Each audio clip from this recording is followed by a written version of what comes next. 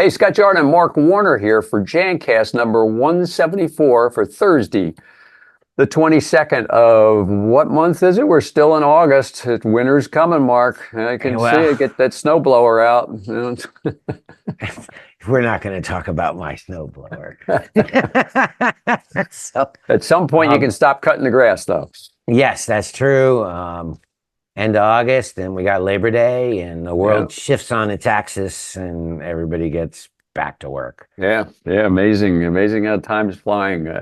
And hopefully my audio is sounding better. I apologize for all of you Jancast listeners. I had a technical difficulty that I will never do again, but Mark and I have been crunching the microphone over here, and he says I sound really good, so hopefully that's the case, right? So I apologize, but it was a great show we had the last Jancast. But this one, Linda Leiber. Yeah. So this one we're going to kind of go backwards a little bit because we mentioned Ian Gregg, who had passed away in July, and I don't think we did a good service of really giving him credit for some of the stuff he did, and I think we talked about it briefly that we actually had him to our facility as a speaker, and you did a PowerPoint that I found in the records, but what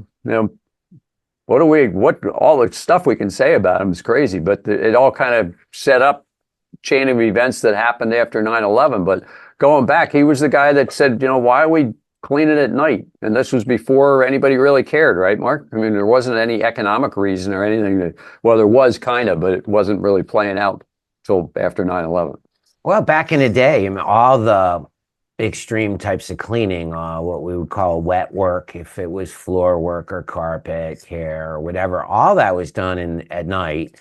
Yep. And the only thing that we were looking at during the day was day porter tasks.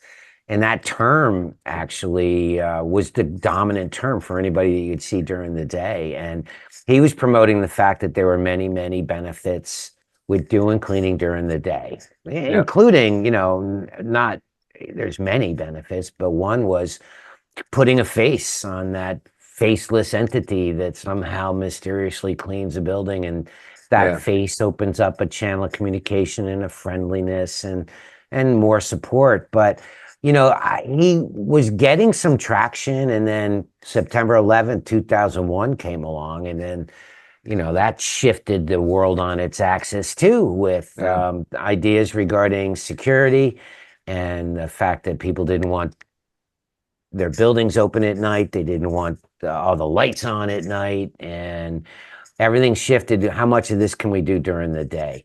Yeah. And so the big concern prior to that and during that transition was, is it going to be as good? Are they going to be able to do as good a job?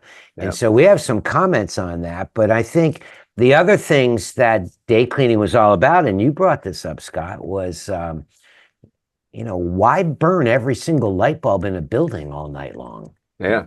So there was an electrical aspect to it too. Yeah. And you were telling me a story about the UPS truck being paint orange. No, that's a different story. But it was an analogy he used, right? Yeah, his analogy was, well, there's two quotes. So he had day cleaning worker as a cross between a janitor and a Walmart greeter. Their job is to be friendly.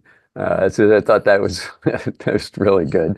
And actually, one of the things they were talking about in the articles I read was the day cleaner also, people would complain about the fact that, stuff like their trash cans weren't emptied properly or not put back in the right place when they didn't know who they were complaining about or who. Once they saw that person and got used to that, like how friendly they were and everything else, they realized that, I guess that guy's okay. And then the complaints went down, right?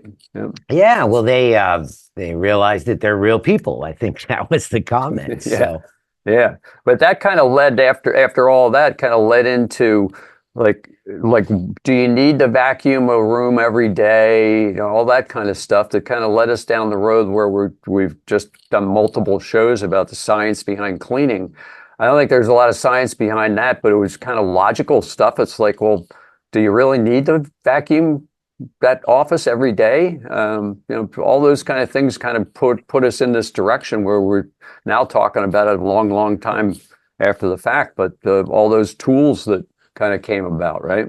Well, a lot of the conversation about this, day cleaning was a prediction that cleanliness levels would decrease because the cleaning technicians weren't free to roam and do the things they normally do. Right. And, what we're getting at here is we now have all this instrumentation for determining whether or not we're validating or verifying the degree of cleanliness that we're hitting. And it's been shown literally that cleaning improved when we shifted to doing more things during the day. It Yeah. not only less complaints, Scott, because we're now dealing with a human with a face rather than a spectral being in the middle of the night that nobody ever met. Yeah. But in fact, the whole concern about whether taking out of play equipment that would scream at 130 decibels and running power cords all across hallways and Yeah. all that stuff, that turned out that it wasn't anything that had an impact on reducing the level of cleanliness. And in fact, cleanliness jumped up. And part of the reason that we know all that is because we now have all these instrumentations. Back in the Yeah. day, Scott, you remember we used to, like the whole test on vacuuming. You brought up the famous vacuuming test. Why don't you share that with our audience? Very high tech, very high Very tech. high tech. Yeah, Yes. yeah. So you'd put like what was it, a paper clip, M&M and something else, Like a Skittle. and see how long it would take for them to be removed from wherever you put them, right? Yeah, it made us laugh. That's high tech stuff there. Yeah. Yeah, but I mean, it's so funny because people that aren't in the cleaning industry tend to think that that's their way of testing whether their room got vacuumed. But the other old school stuff, do you remember we'd go in with black lights in the Yeah. boys' elementary school bathrooms and And you flick go, the oh my light God, out, look and at that. Oh my people would come running out screaming. Yeah, it looked like "Oh a my crime God." scene, right? I've had people already that had involved with classes, Scott, where we would do that. We would actually go into like a boys' elementary school bathroom, flick on the black light, and I remember this one woman standing behind me, like everybody was commenting, like, "Oh my gosh, it's loaded with glowing material." And my comment was, "You just never know where things might splash to." And I hear this woman behind me say, "How'd they get it up there?" And I'm like, "Where?" She goes, "On the ceiling." So I'm looking at the ceiling. I don't want to know. And so anyway, but that's old school. Remember, white gloves were always old school. Oh yeah, you're right. Yeah, yeah, yeah. Walk around and do the kind of top edge thing. Yeah, Yeah, I I forgot all mean, about that. and we go now into like present day. We had Bob Ferguson on talking about ATP meters for Yeah, testing for biologicals. And, we've all gone through COVID with sticking swabs up our nose. And that's a form of swab testing, qPCR yeah, tests. yeah, yeah. And now we're finding that people are using scoff meters more often, Hmm. not necessarily to determine exact levels of friction, but it's being used to determine whether or not there's enough coating on the floor for it to do what it does, Right. which is protect the floor and create a safer environment and all that. And then in our recent show, we had Dinesh Wadhwani on, and Yeah. he was kind of addressing, he and Dr. Charles Gerbo were debating about the fact that indoor air quality can be monitored, and it gives you an indication of how clean your surfaces are. And the cleanliness of surfaces gives you an indication of how clean the air is because they interact with one another. Hmm. And you and I both commented that the act of cleaning alone can kick stuff up into the air. And Yeah. he gave Yeah. us some statistics I know you wanted to quote for how long it actually contaminates the air after cleaning. Yeah. Yeah. Yeah. Well, the whole thing back then was, it's in a schoolroom situation. The kids leave the room, they immediately come in and clean it because they didn't know what to do. They didn't know if it was ever. They clean it, and that created a bloom or whatever you want to call it. And Right. but the kids would come right back in while the bloom stuff's still in the air. And Dinesh said, yeah, it was 15 minutes, right, or 12 minutes, Yeah, something like yeah, that. They yeah. figured out if they just stopped the kids from coming into the room, it dramatically reduced the amount of potential infection. And nobody had any idea. And the disappointing thing is, all the kids that went through not going to school for all that time, they probably could have been going to school if we'd known about that and addressed indoor air quality like we're now doing. Yeah, if we'd have had the data, right? So Yeah. that's kind of why measurement tools, verifying and validating that we've accomplished things that we think we have. I mean, even going beyond that, when Bob Ferguson was talking about ATP meters, we know that disinfectants based on their EPA label are considered efficacious on Yep. whatever disease we're worried about. We know a person may or may not have been through the training, but assuming that they were, it still doesn't mean that they did it right.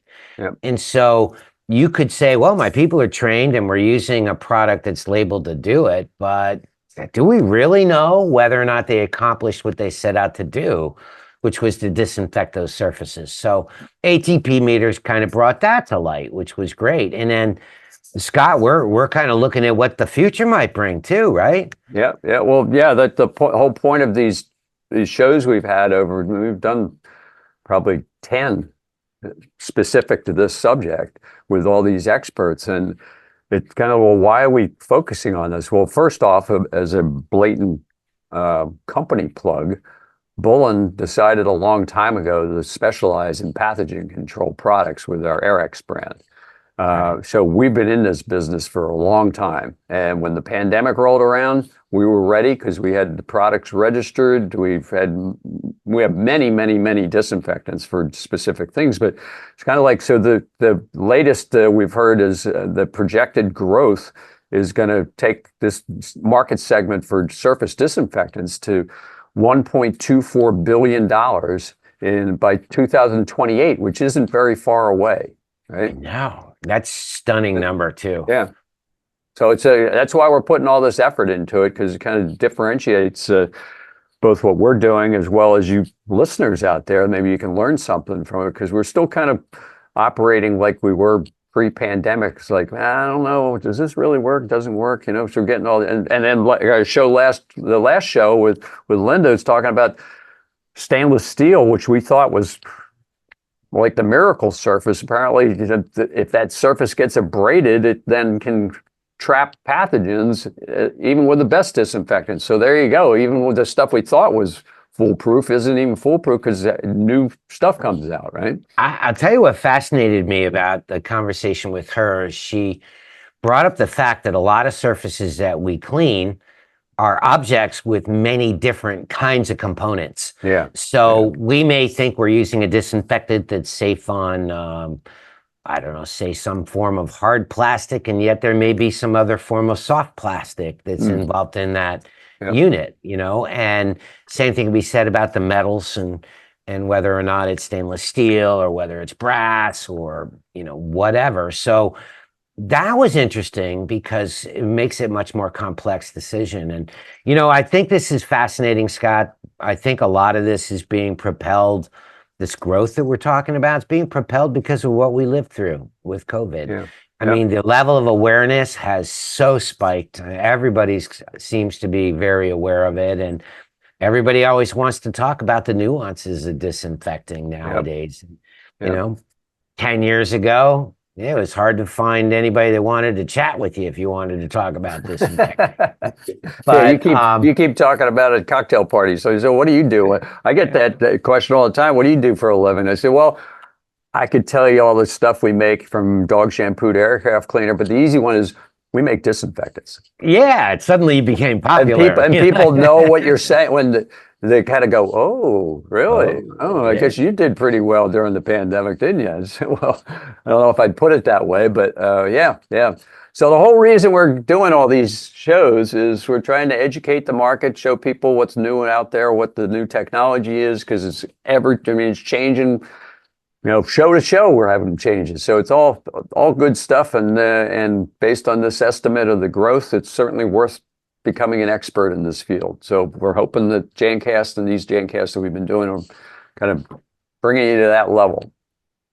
And I think it does. We were kind of reviewing, real quick history of all these guests, but, we've talked about the work that I do with the accredited auditing professional program and cleanliness audits and creating, trend analysis to determine whether somebody's doing better. But, we've got people out there that are ISO auditors, and they audit things regarding manufacturers and green audits. We had Roger McFadden on. He was talking about, monitoring products and make sure that they complied with things like Safer Choice or DFE or UL or whatever. And GVAC audits were being done by Dr. Gavin McGregor Skinner. He was a guest on our show. And we had Graham Dick on, who was the chair of the S410 Infection Control Standard Committee. And they define that committee as a committee. What makes that different from cleaning is that it has to be verified and validated.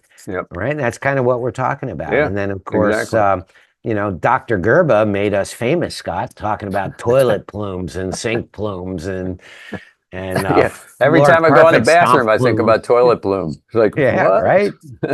Some things you hear in life you just can't unhear. If you could get a remote control for the flusher that you could hit on your way out, that's a new technology. Somebody will invent a button that you press on the outside of the restroom. There you go. Yeah, there you go. Hey, whoever steals that idea, I want a cut of royalties. There you go. Well, thanks for tuning in, everybody. I hope you found this interesting, because we did. We did. Honestly, did. Looking forward to future shows, but thanks again for your support, and we'll see you at the next Jancast. All right. Thanks, everybody. See y'all.